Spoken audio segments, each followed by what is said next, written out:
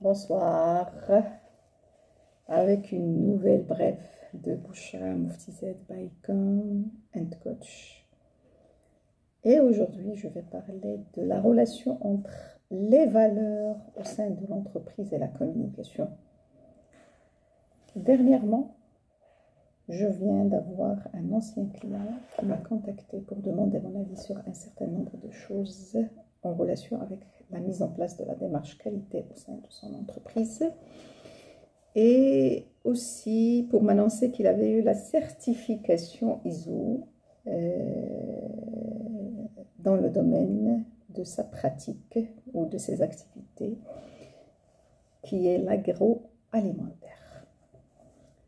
Ma remarque à ce monsieur, c'était ne soyez pas très heureux, ne soyez pas très content, ne soyez pas très emballé, parce que tout simplement, la certification, le papier qu'on reçoit, n'est pas une fin en soi.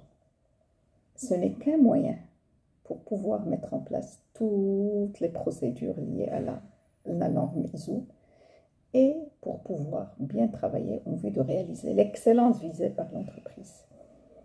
En papotant, il me dit, et là je vais aussi, il avait prévu de mettre l'accent sur la composante humaine. Et il m'avait dit, moi, cette histoire de valeur, de culture d'entreprise, je ne vois pas l'importance au sein de mon entreprise. Ma réponse, elle était claire. On ne peut pas réussir une démarche qualité au sein d'une entreprise sans travailler sur la composante humaine. La composante humaine est très importante et on ne peut pas fédérer ses collaborateurs autour d'un même objectif, autour même de plusieurs objectifs ou autour de toute une stratégie si on ne met pas en place des valeurs à proprement parler au sein de l'entreprise. Donc, ça nous a pris pas mal de temps et là, bon, il y aura des réunions par la suite pour la mise en place de ces valeurs au sein de l'entreprise. Mais là, le point de prudence sur lequel j'ai insisté, c'est que aussi, à l'instar de la démarche qualité, ce n'est pas une fin en soi. La mise en place de valeurs n'est pas une fin en soi. Lorsqu'on met en place des valeurs au sein de l'entreprise, il faut d'abord partir du principe qu'on est là pour que on s'approprie ces valeurs. Si le collaborateur ne s'approprie pas ces valeurs, il ne peut pas réussir son action. Mais un autre point de prudence, c'est que si le top management et l'encadrement ne prennent pas par l'exemple, ne donnent pas l'exemple par la mise en place de ces valeurs à travers son comportement, à travers cette attitude, on ne peut pas réussir la mise en place de ces valeurs. Comme quoi, la mise en place des valeurs, le fait de les afficher, bon, on rentre dans pas mal d'entreprises, on trouve derrière parfois les hôtesses d'accueil, des valeurs affichées, etc. Et je peux donner l'exemple, par exemple, de l'accueil. Ça m'est arrivé plusieurs fois. Je rentre, derrière il y a l'accueil, et la fille, l'hôtesse de l'air, elle n'a même pas, l'hôtesse d'accueil, elle ne sourit même pas. Et c'est noté derrière elle, accueil chaleureux. Ça, c'est très contradictoire. C'est vraiment très contradictoire.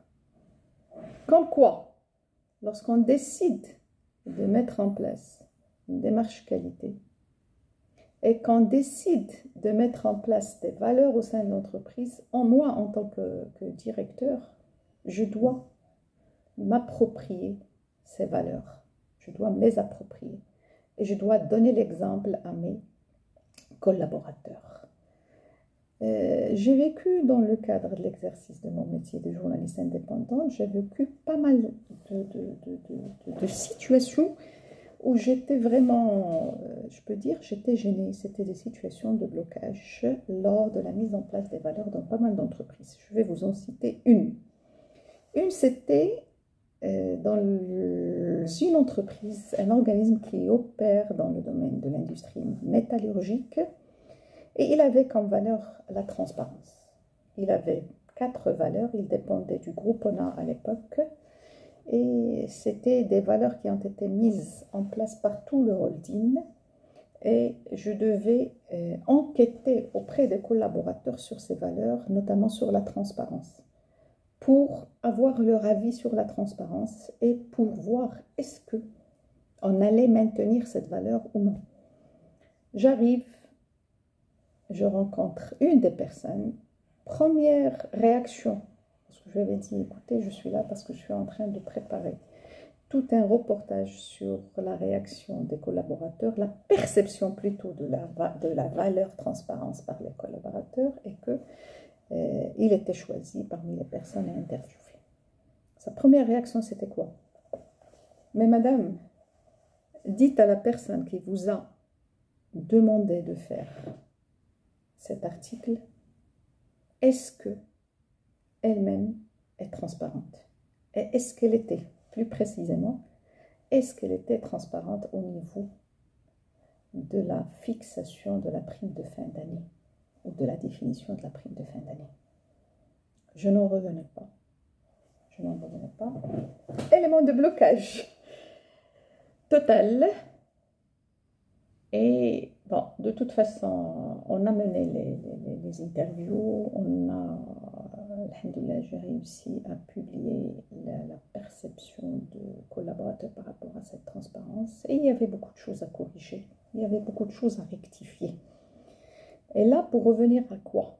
Pour revenir au fait que si le top management et l'encadrement ne s'approprient pas les valeurs de l'entreprise, ces valeurs ne peuvent pas être acceptées par les collaborateurs, quel que soit le niveau hiérarchique, qu'il soit au niveau de la maîtrise, au niveau de l'exécution, au niveau de l'encadrement moyen ou je ne sais quoi.